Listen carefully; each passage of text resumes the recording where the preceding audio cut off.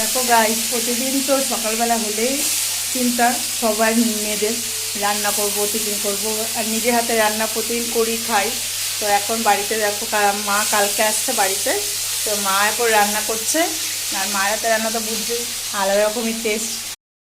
মা কিন্তু রান্না করছে, কি মা জোরদার রান্না করছো? চাল কুমড়ো ঘন্ট। ওয়াও, এই দেখো চাল কুমড়ো ঘন্ট হচ্ছে, আর এদিকে ইলিশ মাছ ভাজা। আজকে কিন্তু খাওয়া দাওয়া যখন জমে যাবে।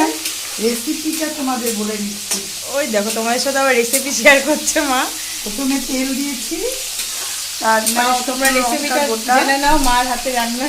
সর্ষে ফোড়ন দিয়ে আমি চাল কুমড়োটা দিয়ে দিয়েছি। তারপরে আমি সর্ষে বেটে নিয়েছি, কাঁচা লঙ্কা, সর্ষে বাটা, হলুদ, লবণ, মিষ্টি দিয়ে তারপরে নাড়াচ্ছি। তত রান্নাটা দেখবে ভালো হবে, একদম দেখবে খেতেও খুব স্বাদ হবে। তোমরা দেখতে থাকো রান্নাটা করি। যা, এবার তো চুরি করে নিল তোমার রেসিপিটা আমার বন্ধুরা। এতদিন জানতো না তুমি কীভাবে চাল কুমড়ো বানাও, তো সবাই সবার মতন বানায়। তো একবার আমার মা যেরকম করে বললো তোমরা বানিয়ে ট্রাই করো।